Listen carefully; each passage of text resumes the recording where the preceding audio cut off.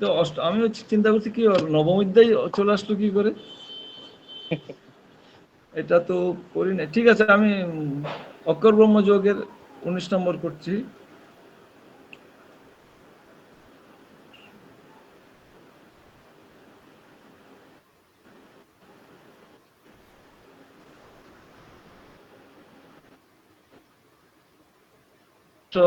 এব ভূত গ্রাম সয়েব অয়ম ভূতা অয়ম ভূতা ভূতা প্রলীয়তে ভূত গ্রামস্য এব অয়ম ভূতা ভূতা ভূতা ভূতা প্রলীয়তে। রাত্রি রাত্রি আগমে অবশ্য পার্থ প্রবভূতি অহ আগমে।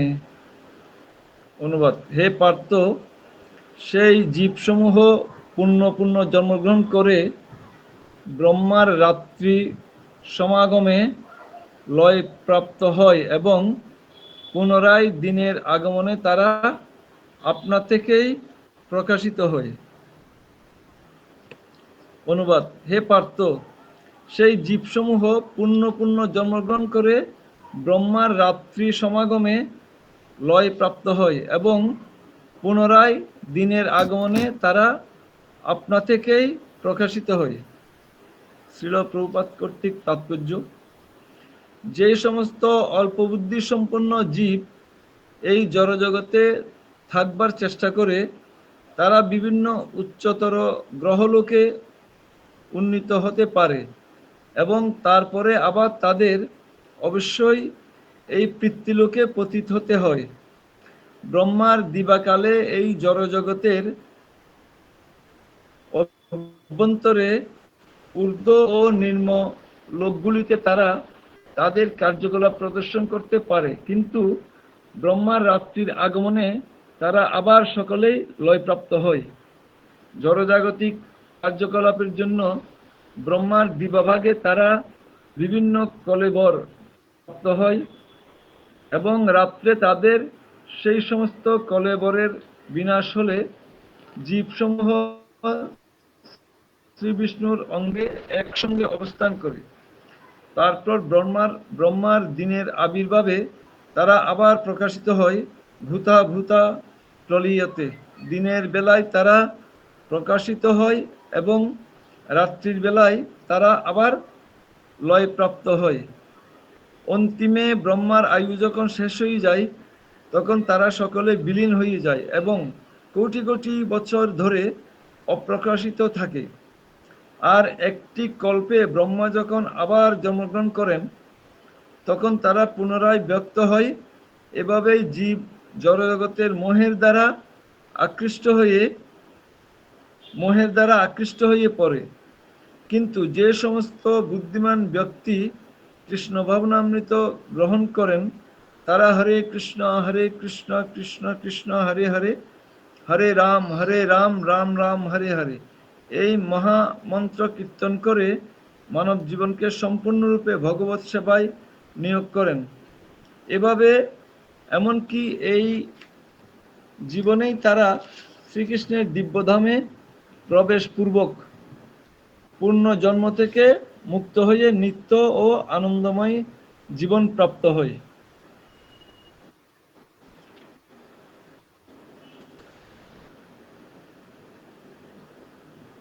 এখানে অ্যাকচুয়ালি এই শ্লোকের তাৎপর্য হিসেবে লাস্টে একটাই, যে যারা বুদ্ধিমান এই জগৎ থেকে চিরতরে মুক্তি চান তাদেরকে কৃষ্ণ ভাবনাময় হতেই হবে, এটা সম্পর্কে আমাদেরকে জ্ঞান দিয়েছেন। এখানে বলেছেন কিন্তু যে সমস্ত বুদ্ধিমান ব্যক্তি কৃষ্ণ ভাবনামৃত গ্রহণ করেন তারা হরে কৃষ্ণ কৃষ্ণ কৃষ্ণ হরে হরে, হরে রাম রাম রাম হরে হরে এই মহামন্ত্র কীর্তন করে মানব জীবনকে সম্পূর্ণরূপে ভগবৎ সেবায় নিয়োজিত করেন।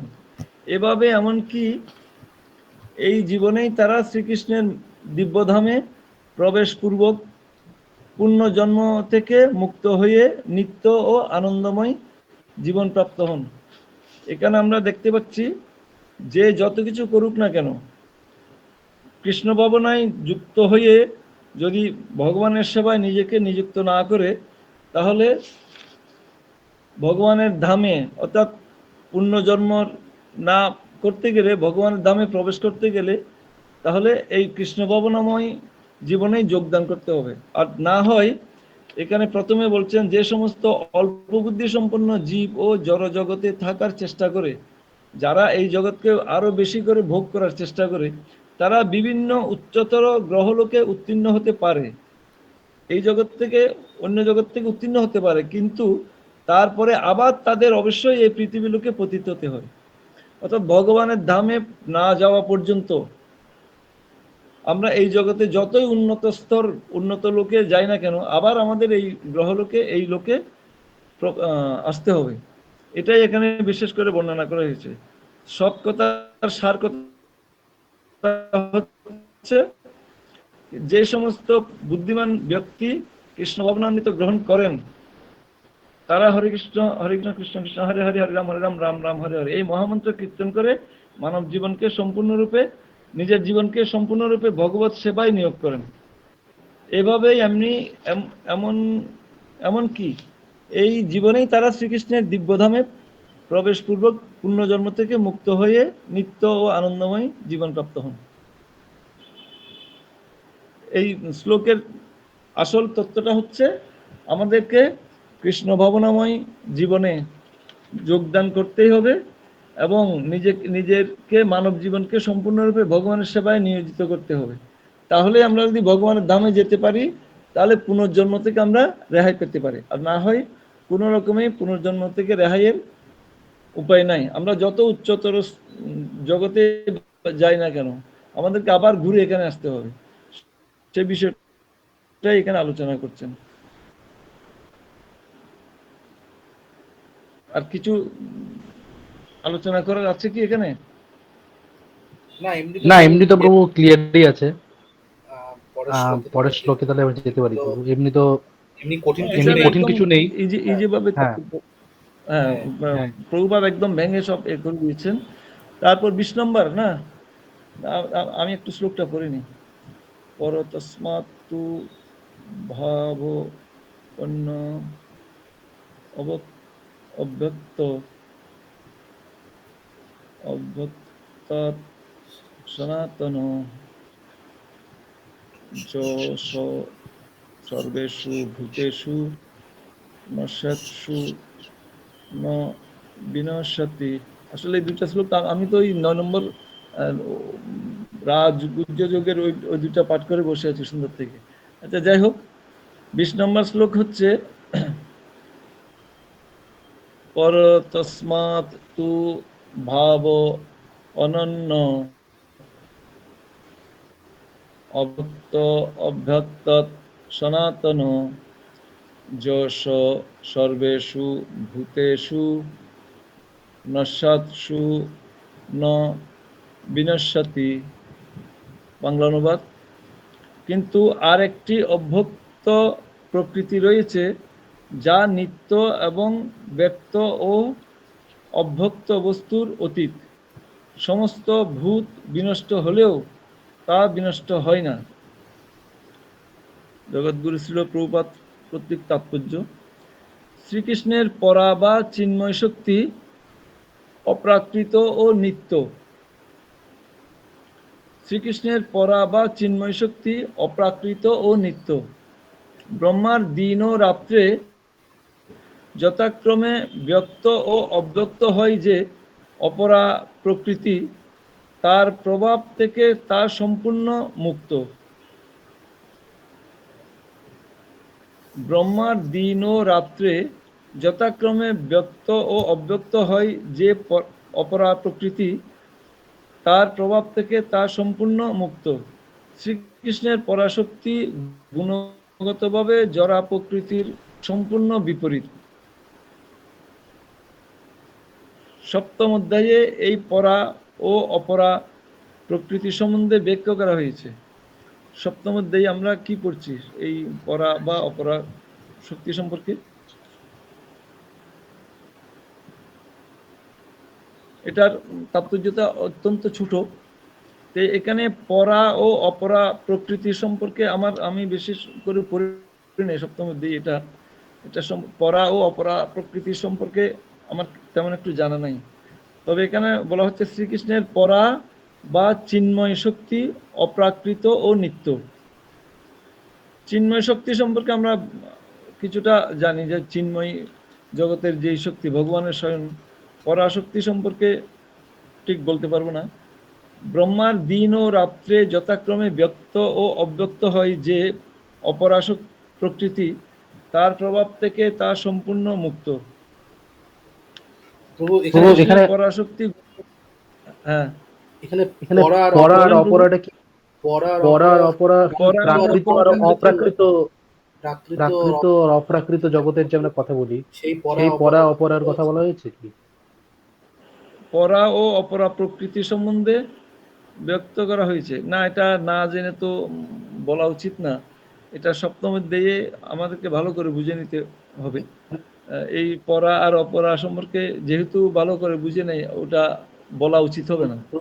দরকার হলে আমরা সপ্তম অধ্যায়ে ফিরে যেতে পারি, কিন্তু সপ্তম তাও অধ্যায়ে তো আমরা তো বলা উচিত হবে না কোনো হয়।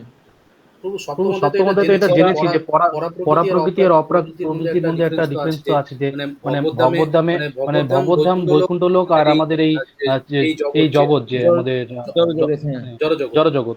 তো এই দুটো ব্যাপারেই তো এখানে বলা হচ্ছে যে পরা অপরার ব্যাপারটা এখানেই প্রভু থাকছে। আমার মনে হচ্ছে পরা মানে এই জগৎ সম্পর্কে বলা হচ্ছে, আর অপরা প্রকৃতি মানে চিন্ময় জগৎ সম্পর্কে হয়তো বলা হচ্ছে। কিন্তু এটা যেহেতু ক্লিয়ার না, এটা সিদ্ধান্ত দেওয়া উচিত নয়। তার মানে আপনি যেটা বললেন প্রভু সেটাই ঠিক।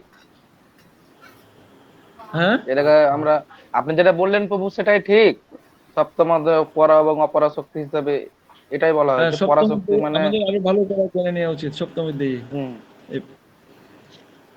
শ্রীকৃষ্ণের পরা বা চিন্ময়, সেখান থেকে আমরা বুঝতে পারি পরা মানে চিন্ময় মানে তো চিন্ময় জগতের শক্তি, চিন্ময় শক্তি। আর পরা মানে মনে হয় এই জগতের শক্তিকে বুঝাচ্ছে, যেটা বিভিন্ন দেবদেবীর মাধ্যমে শক্তি প্রদান করে ভগবান। ডাইরেক্ট চিন্ময় শক্তি আর পরাশক্তি, এই জগতের শক্তি জড় জগতের শক্তি সম্পর্কে বোঝানো হচ্ছে মনে হয়।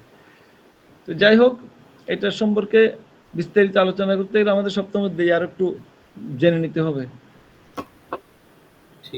আচ্ছা প্রভু, আমি বলছিলাম যে এখানে বলা হয়েছে কিন্তু আরেকটি অব্যক্ত প্রকৃতি রয়েছে যা নিত্য এবং ব্যক্ত ও অব্যক্ত বস্তুর অতীত। সমস্ত ভূত বিনষ্ট হলেও তা বিনষ্ট হয় না।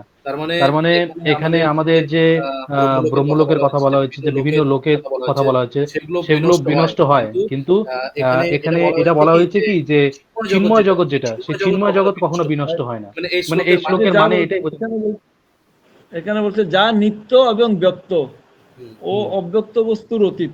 এই যে এখানে আমরা যে নিত্য বা এই যে জড়জগতের সম্পূর্ণ কিছুর অতীত, যেটা চিন্ময়ধামের কথাই বলা হয়েছে। চিন্ময়ধাম তো কখনো বিনষ্ট হওয়ার কিছুই নেই, ওটা চিন্ময় মানে তো যেটা চিরস্থায়ী। সুতরাং এখানে ওই যা নিত্য ও ব্যক্ত বলতে চিন্ময় জগতের কথাই বলা হয়েছে। সমস্ত ভূত বিনষ্ট হলেও তা বিনষ্ট হয় না। চিন্ময় জগৎ তো কখনো বিনষ্ট হওয়ার প্রশ্নই আসে না। সেটাই চিন্ময় জগৎ আর এই জগতের কথা এখানে বলা হয়েছে। ওই যে প্রথমে বলছে না 19 নম্বর শ্লোকে, যে সমস্ত অল্প বুদ্ধি সম্পন্ন জীব এই জগতে থাকবার চেষ্টা করে, অর্থাৎ এই জগৎকে আরো ভোগ করার চেষ্টা করে, আরো সুখ স্বাচ্ছন্দ্য লাভ করার চেষ্টা করে, তারা বিভিন্ন উচ্চতর গ্রহলোকে উন্নীত হতে পারে, হয়তো এর থেকে উন্নতর গ্রহলোকে উন্নীত হতে পারে, এবং তারপর আবার তাদের অবশ্যই এই পৃথিবীতে পতিত হতে হয়। এটা তো একদম অবশ্যই বলে দিয়েছে, অবশ্যই এই পৃথিবীতে যতক্ষণ পর্যন্ত আমরা চিন্মধামে প্রবেশ করতে না পারবো। চিন্মধাম বলতে আমরা বুঝি যেটা ভগবানের ধাম। যতক্ষণ এই শ্রীকৃষ্ণের দিব্যধামে প্রবেশ পূর্বক, অর্থাৎ শ্রীকৃষ্ণের দিব্যধামে যতক্ষণ পর্যন্ত আমরা প্রবেশ করতে না পারবো, ততক্ষণ আমরা এই জগতে যত উচ্চ স্তরের লোকে প্রবেশ করি না কেন, আমাদের আবার এখানে ফিরে আসতে হবে। আর এখানে ফিরে না আসার জন্য চিন্ময় ধামে প্রবেশ করার একটাই উপায়, কৃষ্ণ ভাবনামৃত গ্রহণ করেন।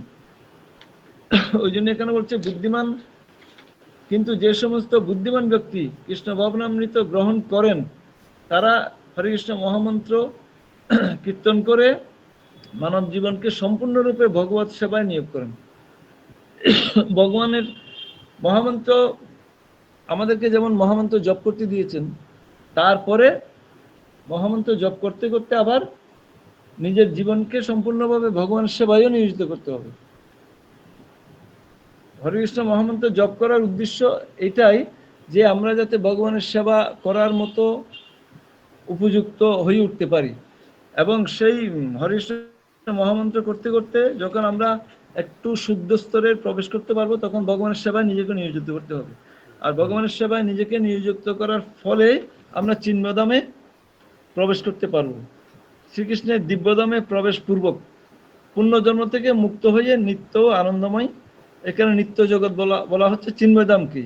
এই লাইনের মারফতে আমরা এটা বুঝে উঠতে পারতেছি যে নিত্য জগৎ মানে যেখানে চিন্ময় জগৎ, যার কোনো বিনষ্ট হবার প্রশ্নই আসে না।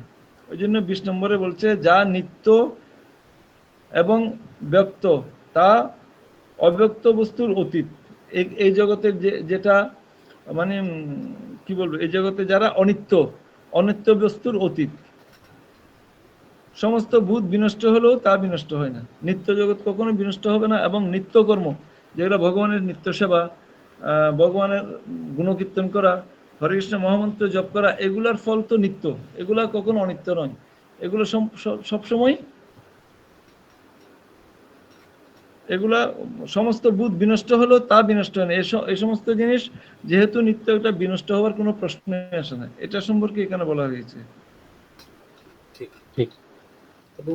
আমরা এখানে দুটো শ্লোক থেকে মানে ইনজিস্ট আমরা এটা জানতে পারছি যে প্রথম যেটা 19 নম্বর শ্লোক আছে, সেখানে বলা হচ্ছে যে আমরা বারবার জন্মগ্রহণ করব আর বারবার আমরা বিনাশপ্রাপ্ত হব।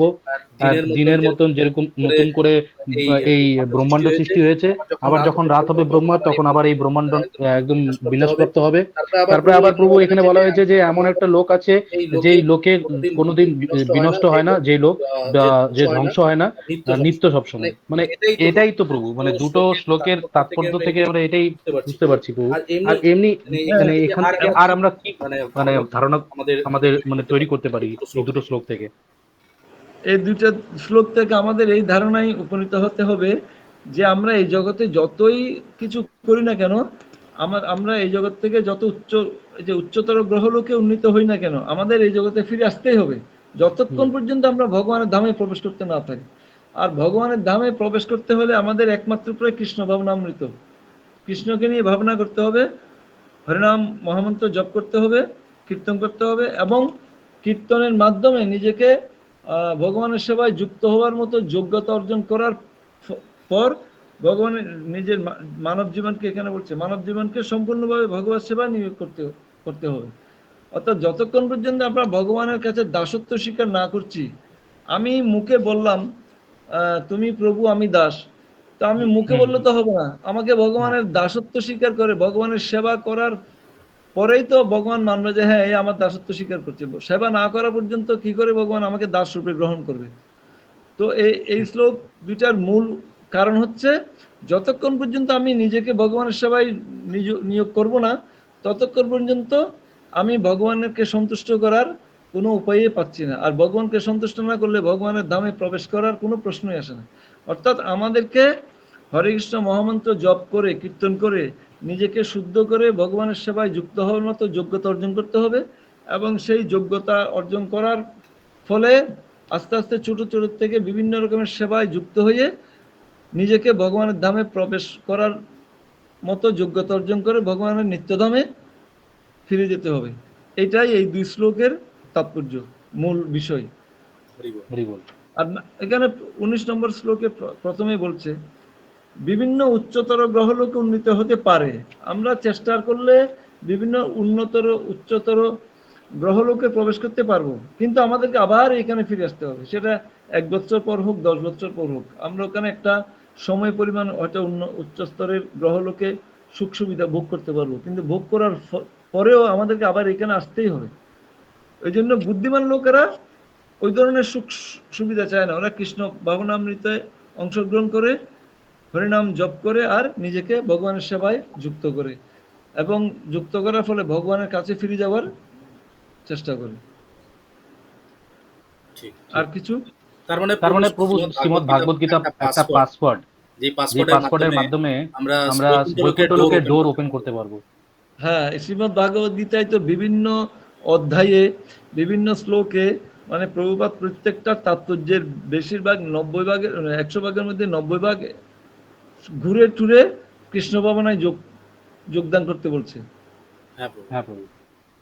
প্রত্যেকটা শ্লোকেই তো আছে, মানে কৃষ্ণ ভাবনা ছাড়া বর্তমান আর অন্য কোনো কিছু নাই। এমনি তো বলা হয়েছে চারি যুগে চারি ধর্ম জীবের, কারণ কলিযুগের ধর্ম হয় নাম সংকীর্তন। কলিযুগের নাম সংকীর্তন ছাড়া, কৃষ্ণ ভাবনাময় হওয়া ছাড়া, কৃষ্ণের সেবা করা ছাড়া অন্য কোনো কিছুতে আমরা মুক্তি পেতে পারি না। সত্যযুগে ধ্যান ছিল, সত্য ত্রেতাতে যজ্ঞ ছিল, দাপরে অর্চন ছিল, কিন্তু কলিযুগেতে সে তিনটাই ডিলেট করে দিয়েছে। ধ্যানের মাধ্যমে আমরা নিজেকে ভগবানের ধামে প্রবেশ করাতে পারবো না, যজ্ঞের মাধ্যমেও পারবো না, অর্চনের মাধ্যমেও পারবো না। একমাত্র সব কিছুর থেকে শুদ্ধ হচ্ছে নিজেকে হরিকৃষ্ণ মহামন্ত্র জপ করতে করতে নিজেকে শুদ্ধ করা, কীর্তনের মাধ্যমে শুদ্ধ করা, নিজেকে ভগবানের কাছে দাসত্ব রূপে প্লেস করা। এছাড়া তার কিছু নাই, কারণ কলিযুগের ধর্ম হয় নাম সংকীর্তন, বলে দিয়েছে যে নাম ছাড়া আর কিছু নাই, নাম এবং নিজেকে ভগবানের সেবক রূপে তৈরি করা। প্রভু আজকে তো আজকে আমাদের একটা শুভ দিন, শ্রী শ্রী রাধা অষ্টমী। তো আজকে আমি মানে ভাবছিলাম যে আজকে রাধা অষ্টমী নিয়ে যদি আমরা কিছু আলোচনা করতাম প্রভু, তাহলে অ্যাকচুয়ালি রাধা অষ্টমী আমাদের কাছে বিশাল একটা শুভ দিন, কিন্তু রাধা রানীর সম্পর্কে আলোচনা করা, অ্যাকচুয়ালি আমরা কেন, বড় বড় মহারাজরাও রাধা রানীর সম্পর্কে আলোচনা করা থেকে নিজেকে বিরত রাখে, কারণ রাধা রানীর সম্পর্কে আলোচনা করার মতো কোনো যোগ্যতা আমাদের নাই। বড় বড় মহারাজ সাহেব, গুরু মহারাজ পর্যন্ত সামান্য আলোচনা করে আমাদের বিরত থাকতে চেষ্টা করে। তাও যেহেতু আজকে রাধা রানীর আবির্ভাব তিথি, আমাদেরকে, আমরা তো মানে কোনো সমালোচনামূলক কিছু করতে যাচ্ছি না, আমরা রাধা রানীর সম্পর্কে আরও কিছু জানার জন্য রাধা রানীর সম্পর্কে কিছু আলোচনা করতে চেষ্টা করব, যার মাধ্যমে আমরা রাধা রানীর সম্পর্কে আরও কিছু জানতে পারবো। সেরকম করে আমরা রাধা রানীর সম্পর্কে কিছু বলার আলোচনা সবাই মিলে, আমার তো রাধা রানীর সম্পর্কে কিছু বলার মতো আমার কিছু জানা নাই, তাও যতটুকু পারি সবাই মিলে আলোচনা করতে পারি রাধা রানীর সম্পর্কে। তো এখন তাহলে সামান্য পরিমাণে রাধা রানীর সম্পর্কে আলোচনা করতে চেষ্টা করি সবাই মিলে। শুধু আমি করবো যে তা না, আপনারাও কিছু জানার থাকলে বলবেন, আমারও এটা জানা হবে। সবাই মিলে রাধা রানীর সম্পর্কে জানার চেষ্টা করা, আর কিছু না।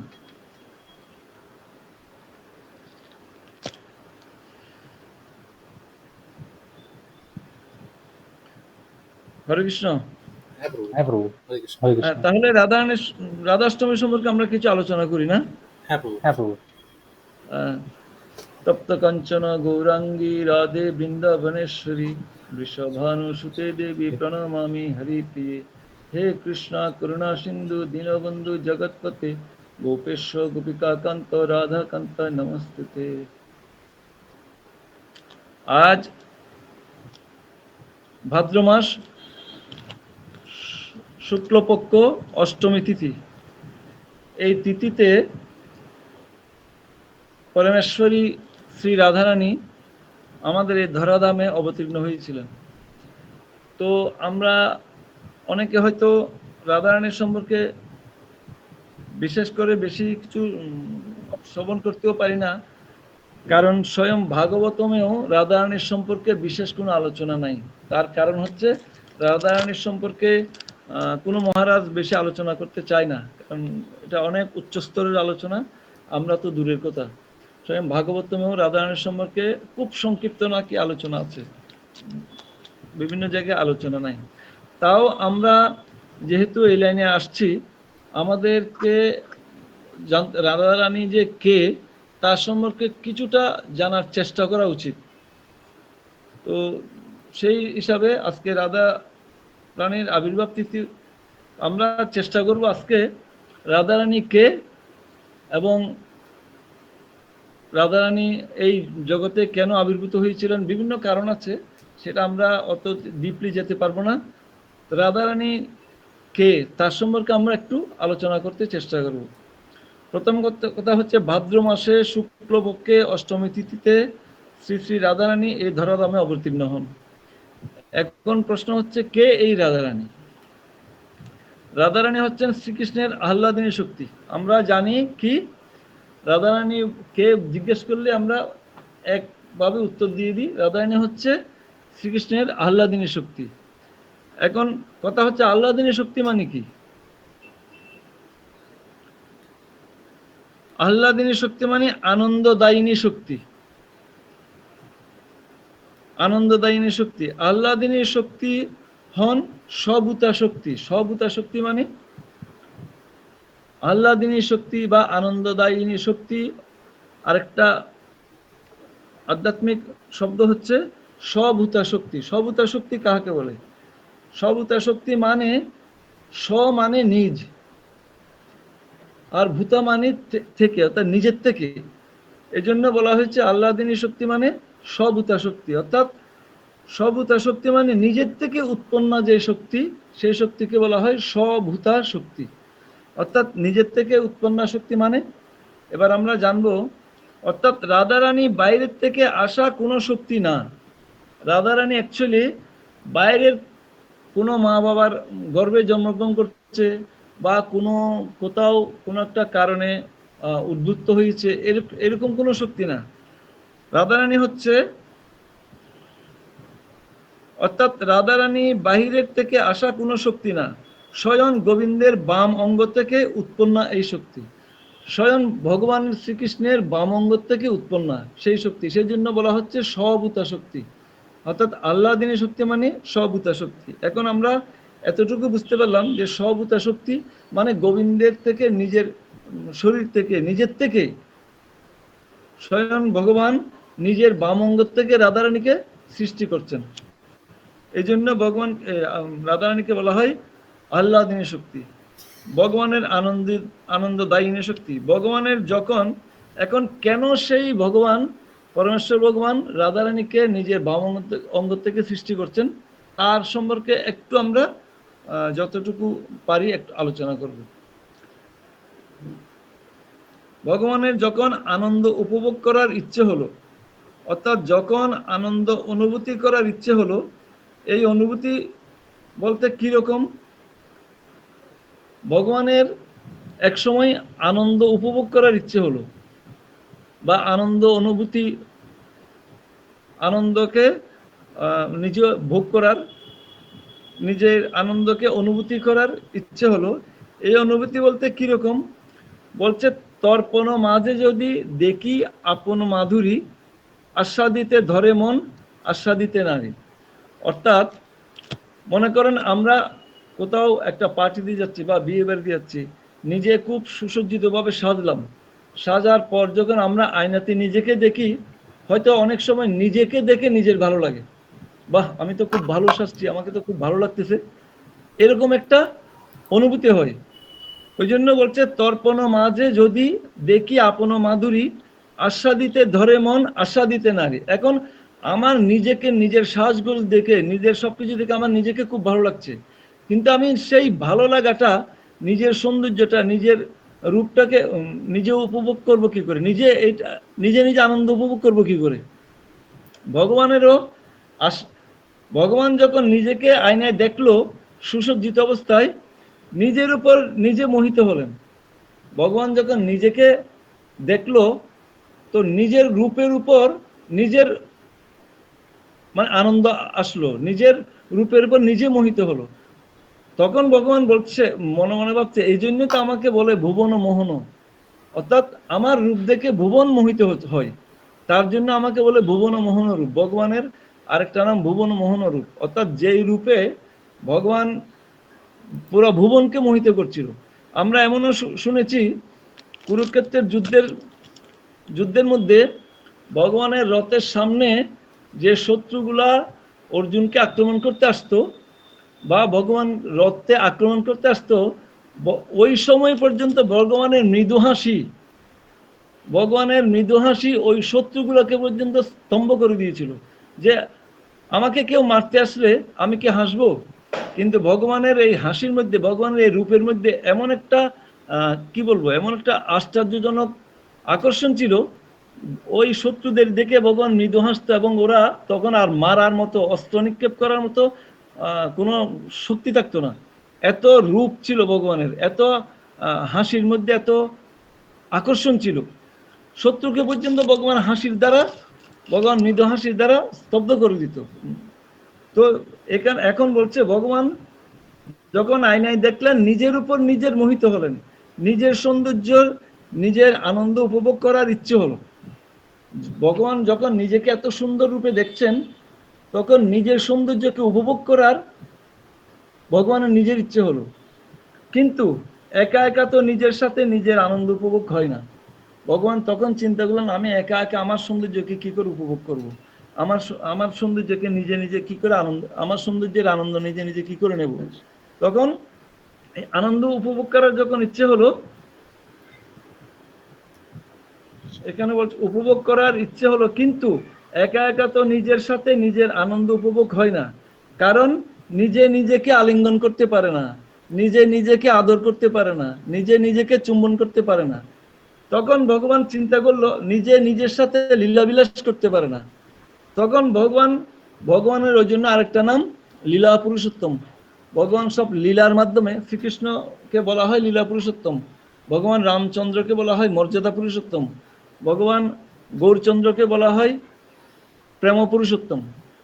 ভগবান গৌরাঙ্গ মহাপ্রভু প্রেমের দ্বারা সবাইকে জয় করেছেন।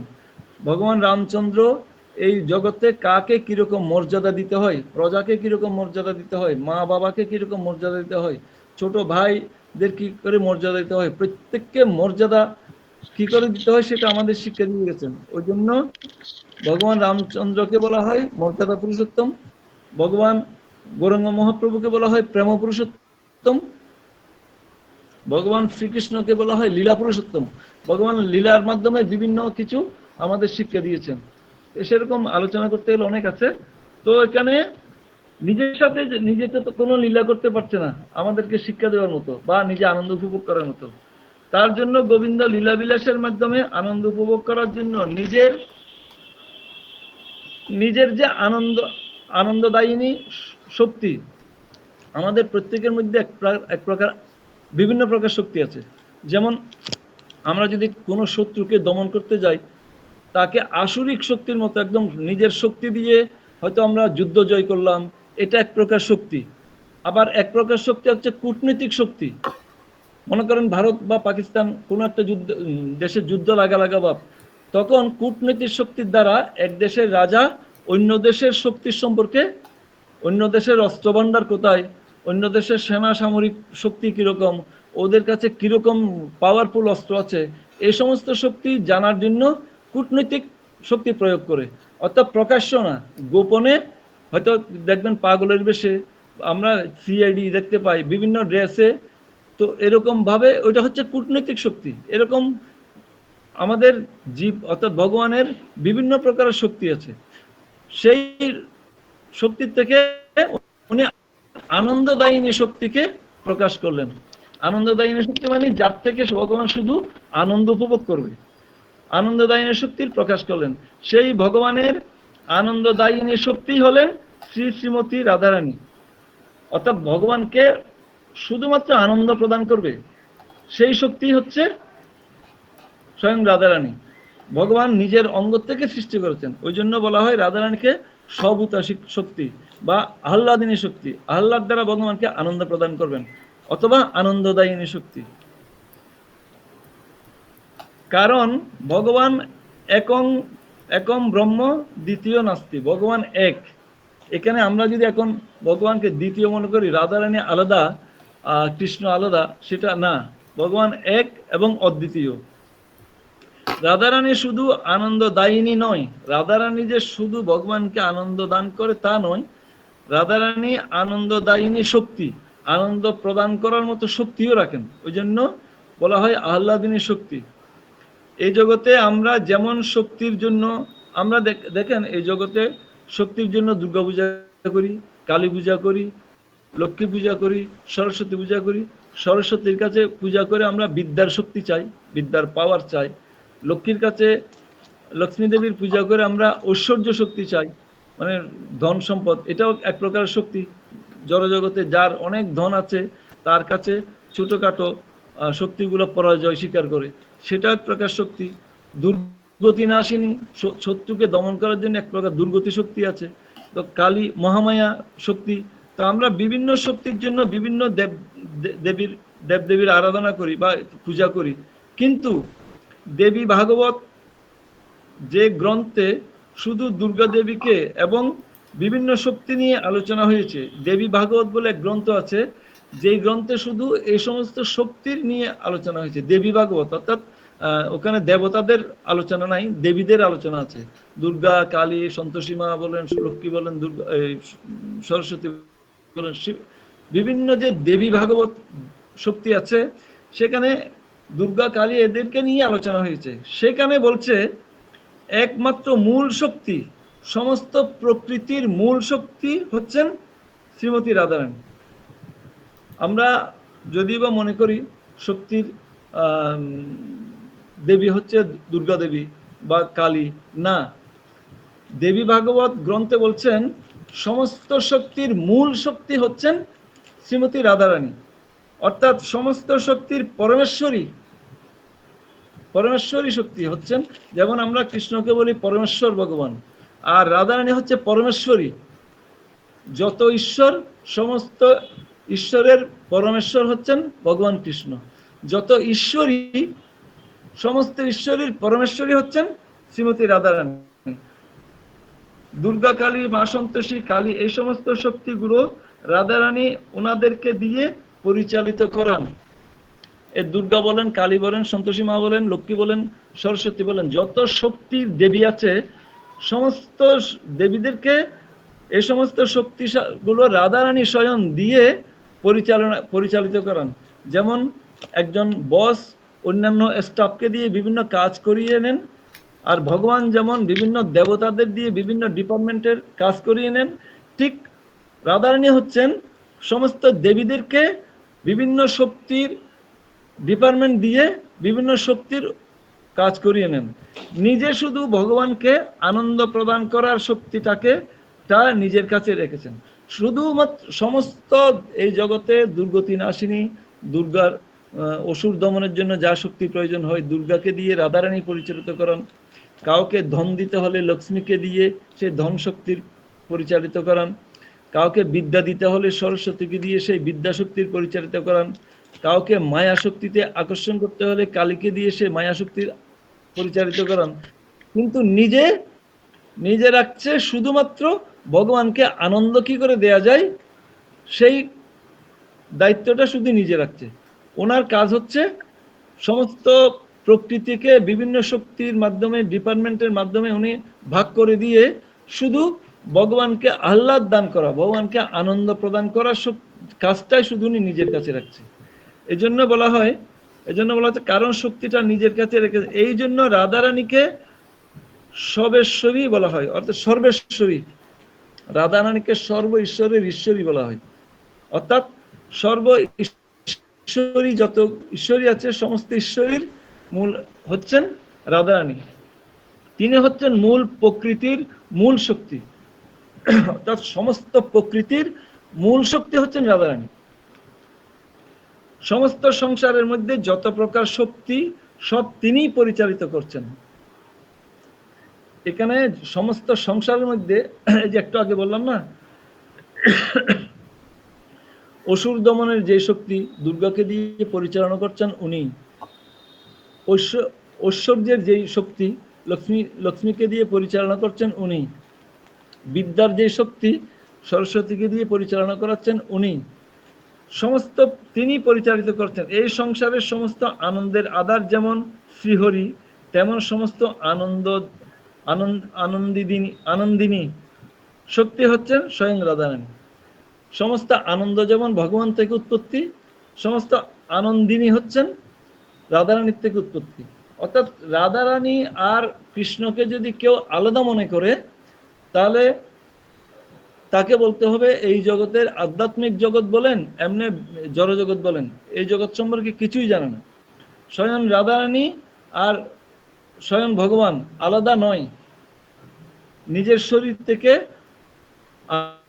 উপভোগ করার জন্য রাধারানীকে সৃষ্টি করছেন। অর্থাৎ আমরা এক কথায় বলতে পারি পরমেশ্বর ভগবানের পুরুষ রূপ যদি মাধব হয়, পরমেশ্বর ভগবানের নারী রূপ রাধারানী।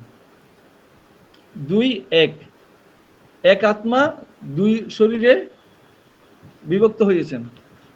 এখানে সেটাও বলেছেন, চৈতন্য চরিতামৃতে বলা হয়েছে তৈসে রাধা কৃষ্ণ একই স্বরূপ, লীলারস আস্বাদিতে ধরে দ্বৈত রূপ। অর্থাৎ অ্যাকচুয়ালি রাধা কৃষ্ণ একই স্বরূপ, রাধা আর কৃষ্ণের মধ্যে দুই স্বরূপ না, কিন্তু লীলারস আস্বাদিতে, লীলারস বিভিন্ন লীলার মাধ্যমে লীলা সংগঠিত করার জন্য লীলারস আস্বাদিতে ধরে দ্বৈত রূপ। যারা রাধা কৃষ্ণকে আলাদা মনে, এক্ষুনি আমি বললাম কথাটা, বা আলাদাভাবে জানেন, তারা আধ্যাত্মিক জগতে বা এই জগতের কিছুই জানে না বলছেন শাস্ত্রে। যারা রাধা রানী আর কৃষ্ণকে আলাদা ভাবেন তারা আধ্যাত্মিক জগৎ বা এই জড় জগৎ সম্পর্কে কিছুই জানে না, সেটাই বলছেন। সুতরাং রাধা রানী যে আমরা যদি মনে করি কৃষ্ণ থেকে আলাদা, না, কৃষ্ণের আল্লাহ সবসময় আনন্দ উপভোগ করার জন্য, বিভিন্ন লীলাবিলাসের আনন্দ উপভোগ করার জন্য স্বয়ং ভগবান নিজের বাম অঙ্গ থেকে রাধারানীকে সৃষ্টি করেছেন নারী রূপের। রাধারানীর ভূমণ্ডলে আসার কারণ বা প্রয়োজন কি? এই ভূমণ্ডলে রাধারানীর আসারও অনেক রকমের কারণ আছে। আমরা এখানে আমি একটা আলোচনা আজকে তুলে ধরেছি। তো এই ভূমণ্ডলে আসার বিভিন্ন কারণ আছে। আমরা যদি এক এক সময় এক এক রকমের ঘটনা শুনি, এটা হয়তো আমাদের বিভ্রান্ত হয়ে যেতে হয় যে আমি তো অমুক জায়গায় শুনছিলাম এই জন্য ভগবান রাধারানী এই জগতে আসছে, বা এই আরেক জায়গায় শুনছি এই জন্যই আসছে। না, প্রত্যেকটা সত্য, কোনোটা ভুল না বা মিথ্যা না। ঘটনা হচ্ছে এক এক কল্পে, ব্রহ্মার এক এক কল্পে এক একটা উদ্দেশ্যে এক একটা কারণে আসছে। তা আমরা এখন আমাদেরকে বিশেষ করে জানতে হবে আমরা কোন কল্পের কথাটা আলোচনা করছি। এই কল্পে এই কারণে রাধারানী আসছে, এই কল্পে এই কারণে রাধারানী বা ভগবান আসছে। ভগবান যতবার এই পৃথিবীতে অবতীর্ণ হয়েছেন এক একটা কারণে, এক একটা কল্পে এক একটা উদ্দেশ্যে অবতীর্ণ হয়েছেন। যেমন মহাপ্রভু রূপে অবতীর্ণ হয়েছেন যে নাম বিলানোর জন্য এবং কৃষ্ণ সম্পর্কে শিক্ষা দেওয়ার জন্য।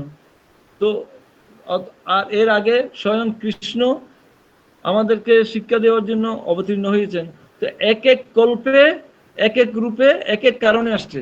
এবার আমরা যদি মনে করি একটা কারণ আমি অমুকের থেকে শুনলাম, অমুক মহারাজের থেকে, এই মহারাজের থেকে তো আরেকটা শুনতেছি, তাহলে এটা মনে হয় ভুল। না, কোনোটা ভুল না। ওনারা এক এক সময় এক এক রূপে এক এক কল্পে এক এক উদ্দেশ্য নিয়ে আসছেন। এখানে আমি একটা ছোট্ট উদ্দেশ্য আলোচনা করতে যাচ্ছি। কয়টা বাজে? 10টাতে বেজে গেছে। হরিষ্ণ প্রভু। হ্যাঁ প্রভু, 10টা তো। হ্যাঁ, বললাম এখানে আমি যতটুকু পারছি রাধারানী কে এই সম্পর্কে আজকে আমি কিছুটা কয়েকটা গ্রন্থ ঘেঁটে বের করছিলাম, অতটুকু বলা হয়েছে রাধারানী কে। এখন রাধারানীর ভূমণ্ডলে আসার কারণটা সম্পর্কে কি বলবো নাকি? 10টা বেজে গেছে কিন্তু। বলে দিন, বেশিক্ষণ তো লাগবে না প্রভু। না, বেশিক্ষণ লাগবে না, তাহলে আমি শর্টকাটে বলি। কারণ অনেক আছে, অনেকের মধ্যে একটা, যেমন রাধারানীর ভূমণ্ডলে আসার কারণ বা প্রয়োজন হচ্ছে ভগবানের বা রাধারানীর একই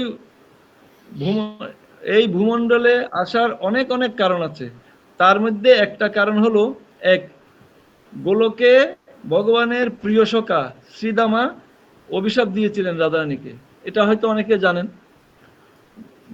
গোলকধামে ভগবানের অত্যন্ত প্রিয় সখা যে রাধারানীকে অভিশাপ দিয়েছিলেন, সেই কারণটাও একটু করে বলে দিই। সেই কারণটা হচ্ছে একবার কৃষ্ণ বিরজার রানীর কুঞ্জে গিয়েছিলেন। তো শ্রীদামাকে দরজায় পাহারা দিতে দিয়েছিলেন, বলছিলেন যে যেই কেউ আসুক না কেন তুমি কাউকে ঢুকতে দিবে না, আমি বিরজার কুঞ্জে যাচ্ছি। এমন সময় রাধারানী খবর নিল যে ভগবান বিরজার কুঞ্জে আছে। রাধারানী তো পুরা বাহিনী টাহিনী নিয়ে পুরা রাগ করে চলে আসছে, আর শ্রীদামা কিছুতেই ঢুকতে দিচ্ছে না। তখন দুইজনের মধ্যে খুব রাগারাগি হয়। ওই সময় শ্রীদামা রাধারানী শ্রীদামাকে অভিশাপ দিয়েছিলেন। তখন শ্রীদামাও রাধারানীকে অভিশাপ দিয়েছিলেন যে তোমাকেও মর্ত্যলোকে যেতে হবে, মনুষ্যজনিতে যেতে হবে। সেই অভিশাপের কারণেও রাধারানী মর্ত্যলোকে আসছিলেন। এটা আরো অনেক লম্বা হিস্ট্রি আছে, আমি খুব সংক্ষিপ্ত বললাম। তৃতীয় একটা হচ্ছে, পুরাকালে এক রাজা ছিল, নাম ছিল সুচন্দ্র। তার স্ত্রীর নাম ছিল কলাবতী।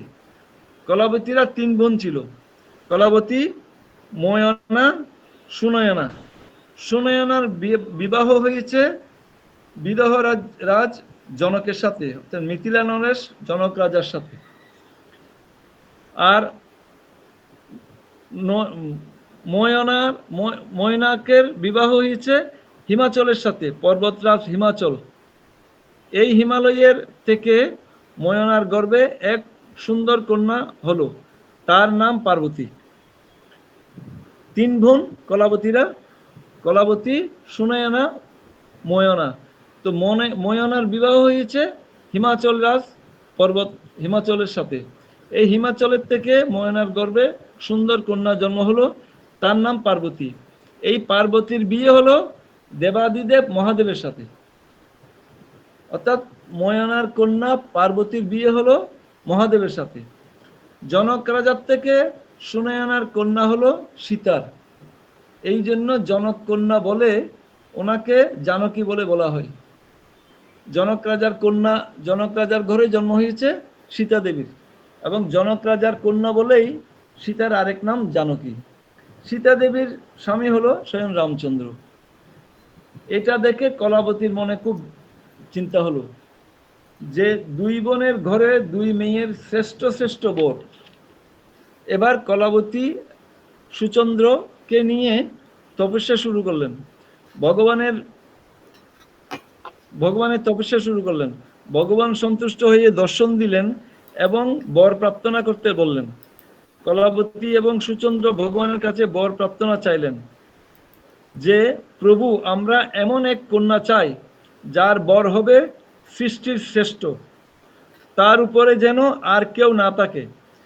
ওই 2 বোনের কন্যা এক বোনের মেয়ের বর হলো রামচন্দ্র, এক বোনের মেয়ের বর হলো মহাদেব, এবং আরেক বোন যে কলাবতী,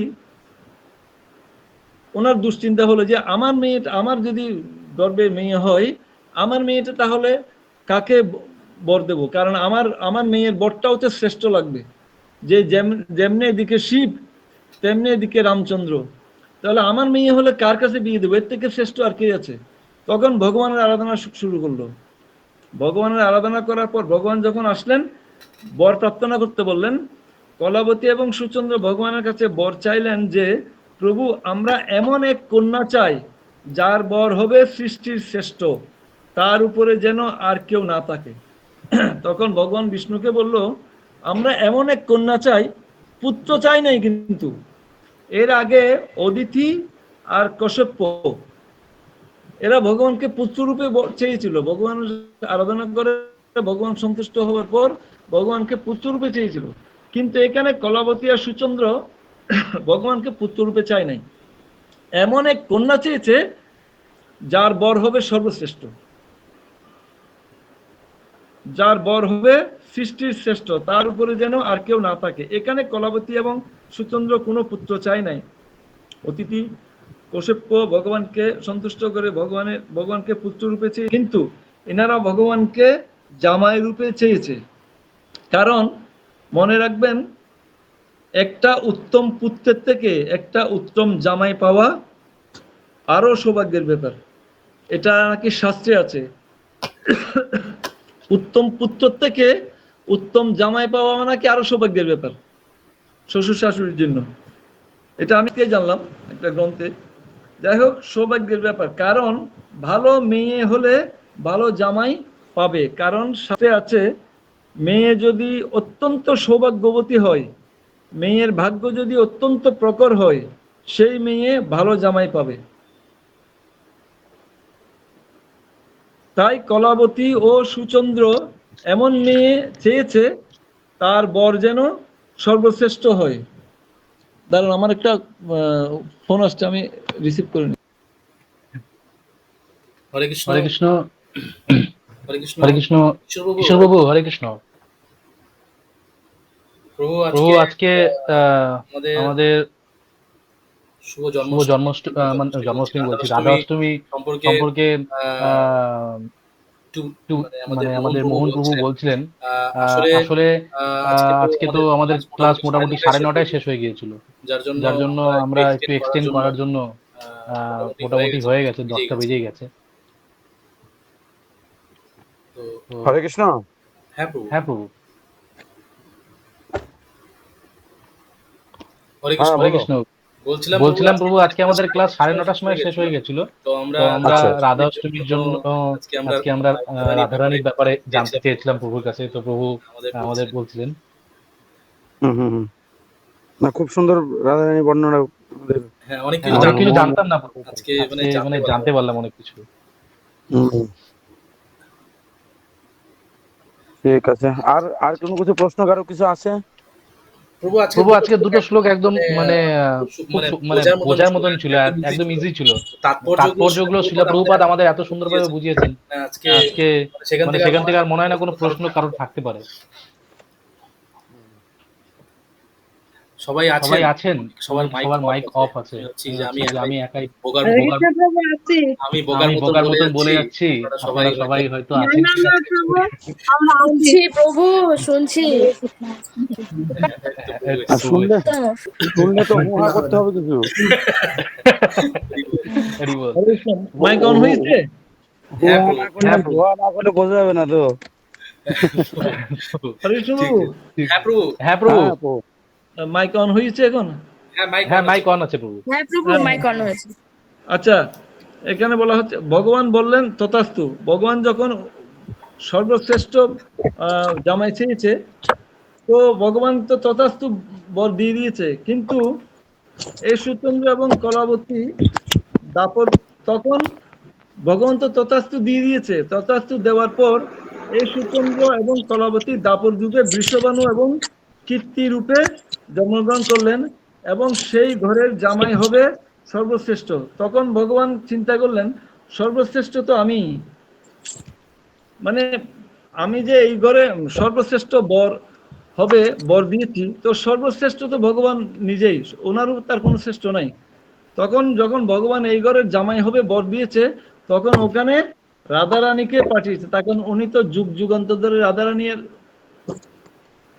ভগবান, তখন সুতরাং যদি জামাই রূপে আসতে হয়, এখানে কন্যা রূপে রাধারানীকে আসতে হবে। তখন ওই ঘরে রাধারানীকে পাঠিয়েছেন ভগবান নিজে, ওই ঘরে বর হয়ে আসবে বলে। এটা একটা, আরো অনেক কারণ আছে, তো আমরা একটা আলোচনা করছি আজকে। সেরকম ভগবান যুগে যুগে এক একটা উদ্দেশ্য নিয়ে এক একটা কারণে অবতীর্ণ হয়েছেন, যে একটাই যে কারণে এক একটা কল্পে এক একটা কারণের উপর ভিত্তি করে ভগবান অবতীর্ণ হয়েছেন। তো যাই হোক, আজকে মোটামুটি 10:10 হয়ে গেছে। হরিকৃষ্ণ বাবু, এখানে তাহলে শেষ করা হোক। হ্যাঁ প্রভু আজকে তো আমি গান শুনতে পেলাম না, মিস করে গেলাম প্রভু। আমি এসে দেখছি আপনার গান শেষ হয়ে গেল। গান করিনি তো, গান করবো বলে প্রভুজি গান করেনি। প্রভু তাহলে গান করা হয় না, গান হ্যাঁ মানে 2-3 মিনিটের মধ্যে কোনো গান যদি মানে অনুরোধ প্রভু।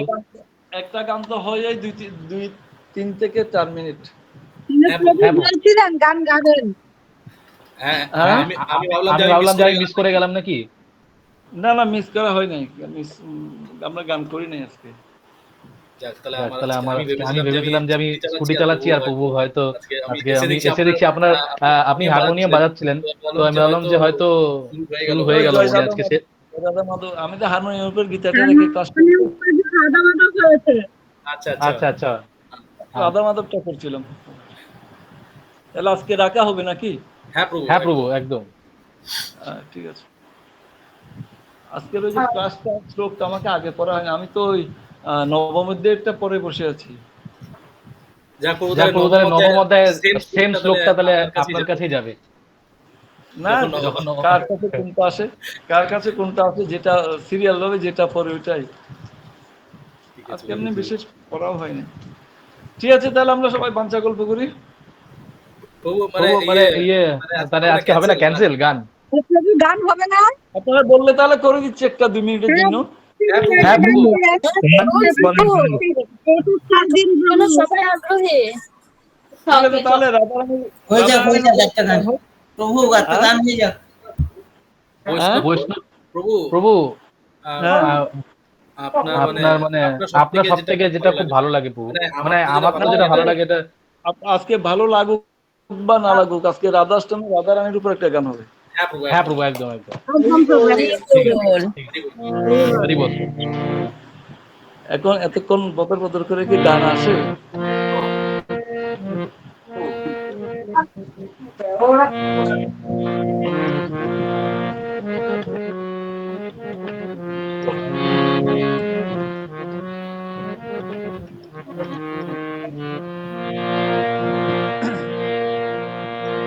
श्याम राधे कोई न कहता, कहते राधे श्याम। जन्म जन्म के भाव जगा दे एक राधा का नाम।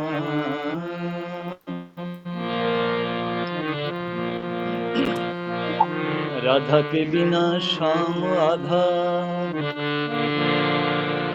राधा के बिना श्याम आधा, कहते राधे श्याम। जन्म जन्म के भाव जगा दे एक राधा का नाम।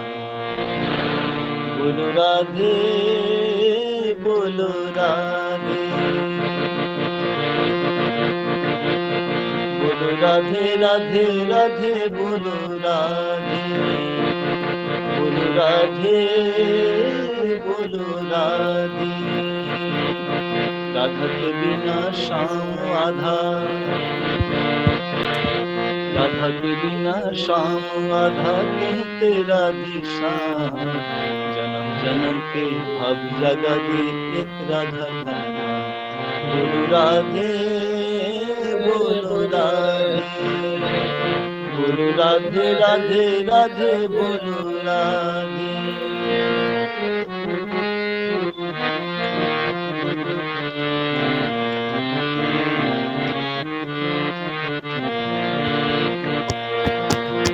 व्यर्थ परामाला बिन मोती, व्यर्थ रही दीपक ज्योति। चंदा बिना चांदनी कैसी, सूरज बिना धूप न होती। व्यर्थ परामाला बिन मोती, व्यर्थ रही दीपक ज्योति। चंदा बिना चांदनी कैसी, सूरज बिना धूप न होती। राधा के कहाँ है पूरा नट नगर का नाम। राधा के कहाँ है पूरा नट नगर का नाम। बोलो राधे बोलो राधे, बोलो राधे राधे राधे, बोलो राधे। जय राधे जय राधे।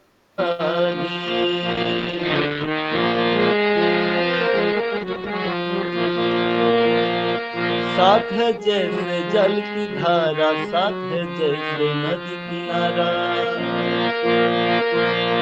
साथ है जैसे जल की धारा, साथ है जैसे नदी किनारा।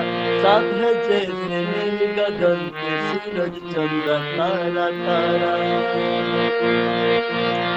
साथ है जैसे नील गगन के सूरज चंद्र तारा तारा। ऐसे नील बिना अधूरा मन वृंदावन ऐसे राधा बिना अधूरा मन वृंदावन। ऐसे बिना अधूरा मन वृंदावन।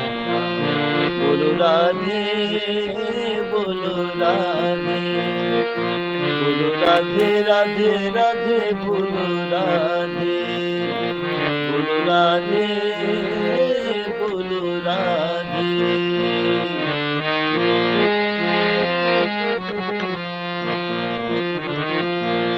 राधा को जिसने बुलाया उसने अपने जन्म गवाया दोनों हुई वो पाए जिसने राधे श्याम नाम है गाया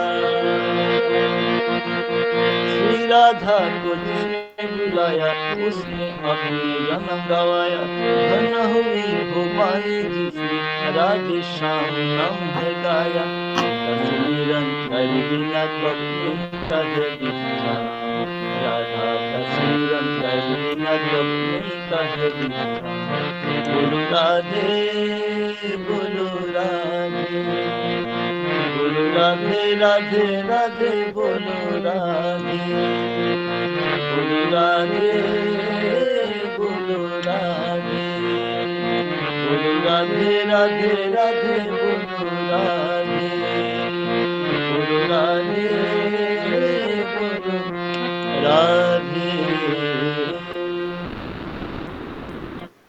हरे कृष्ण হরি বল হরি বল হরি বল হরি বল প্রভু,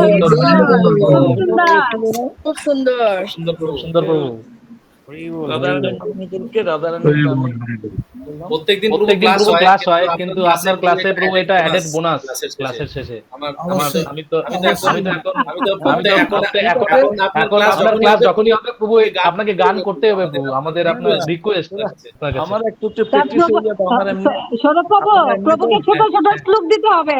হ্যাঁ হ্যাঁ হ্যাঁ ঠিক বলেছেন মাতাজি কি দিতে হবে ছোট ছোট শ্লোক হ্যাঁ হ্যাঁ, শ্লোক। তাহলে গান শুনতে পারবো প্রভু, না হলে তো গান শোনা যাবে না, টাইম হয়ে যাবে। প্রভুর প্রভুর ক্লাসে একটাই শ্লোক থাকবে একদম প্রভু, একদম। একটাই শ্লোক আমারও একটু অভ্যাস হয়ে যাবে গানগুলো তো আমি না করতে না করতে ভুলেই যাচ্ছি মাঝে মাঝে একটু একটু অভ্যাস হ্যাঁ হয়ে প্রভু, যাবে। ও প্রভুকে একটা করে শ্লোক দেবেন আর আমরা গান শুনবো। হ্যাঁ হ্যাঁ হ্যাঁ হ্যাঁ 45 মিনিট তাহলে আমরা মোটামুটি গান শোনার একটা পরিক্রম মানে চলছে প্রভু যাতে 45 মিনিট আমরা গান শুনবো হ্যাঁ প্রভু হ্যাঁ, হ্যাঁ প্রভু। সবাই চেষ্টা করবেন চেষ্টা করবো আমিও ঠিক আছে ঠিক আছে প্রভু হরে কৃষ্ণ হরে কৃষ্ণ প্রভু ধন্যবাদ প্রভু আপনাকে অসংখ্য ধন্যবাদ আজকে আজকে এত শুভ দিনে প্রভু আপনার ক্লাস হরি বল হরি বল সকলকে তাহলে আমরা বাঞ্ছাকল্প করি এখন তাহলে হ্যাঁ প্রভু। 10টা 19 আপনারা সবাই প্রভু প্রভু বলছিলাম যে আজকে এখানে যারা আজকে আছেন উপস্থিত তারা প্রত্যেকে গিয়েছিলেন আজকে মন্দিরে আমরা হ্যাঁ প্রভু, গিয়েছিলাম। হ্যাঁ গিয়েছিলাম। হরে কৃষ্ণ। আমি এক একজনের প্রোগ্রামের উপলব্ধি কার কিরকম একটু করে বলুন। প্রভু আমার যাওয়া সম্ভব হয়নি আজকে। আপনার তো বাড়ি দূরে প্রভু যারা সামনে ছিলেন যারা এসেছিলেন তারা যদি তারা যদি কিছু বলেন আজকে মানে আমি তো যেতে পারিনি আমি আজকে আমি অধম আমি গিয়েছি সন্ধ্যাবেলায় আমি তো মানে টাইম করতে পারিনি আপনার অবস্থা আমারও হয়েছে আমি গেলাম বিকেল বেলা দর্শন করতে আমি বাইরে বাইরে সৌরভ প্রভু লাস্টে আসছে তার উপলব্ধিটা আমরা শুনবো। আমি তো প্রভু আমার এইবার সৌরভ প্রভু বলো। আগে গেলে বাগে খায় পরে গেলে মানে আমি শুনেছিলাম ইয়ে হয় কিন্তু উল্টো হয়ে গেল এখানে। শোনা পা।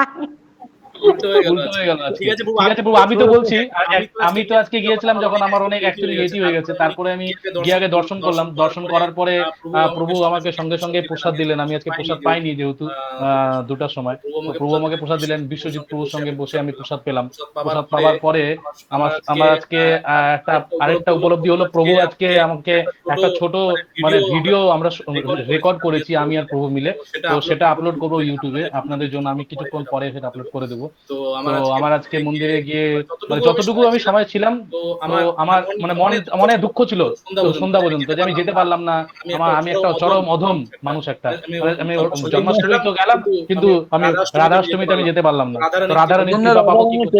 আপনাকে হ্যাঁ তো আমি এসে গিয়ে আমার মনে যে দুঃখটা ছিল ওটা চলে গেল যাক আমি প্রসাদটা পেলাম প্রভু দর্শন পেলাম সবার দর্শন পেলাম আমি বৈষ্ণবদের তো এটাই আমার উপলব্ধি ছিল হরে কৃষ্ণ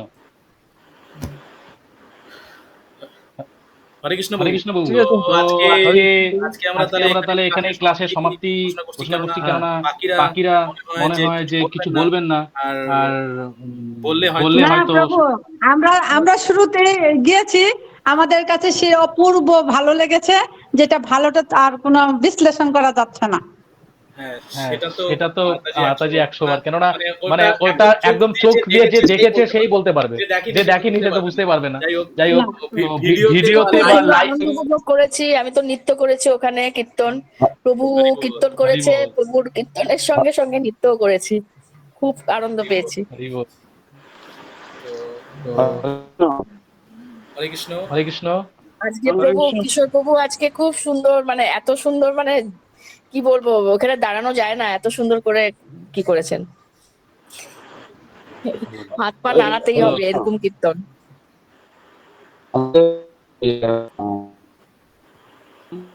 প্রভু আপনার ভয়েসটা কাটছে, কেটে যাচ্ছে।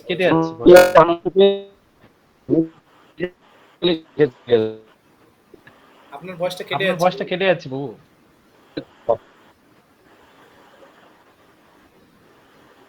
নেটওয়ার্কটা খুব বেশি করছে।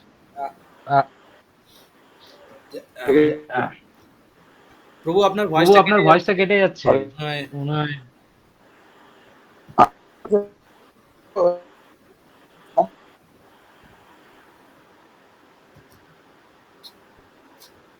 হয়তো নেটওয়ার্ক। হরে কৃষ্ণ প্রভু, আপনার কথাগুলো শোনা যাচ্ছে না। ঠিক আছে তাহলে আশা করি মানে প্রবলেম হচ্ছে নেটওয়ার্কে। প্রভু হয়তো আবার জয়েন করবে।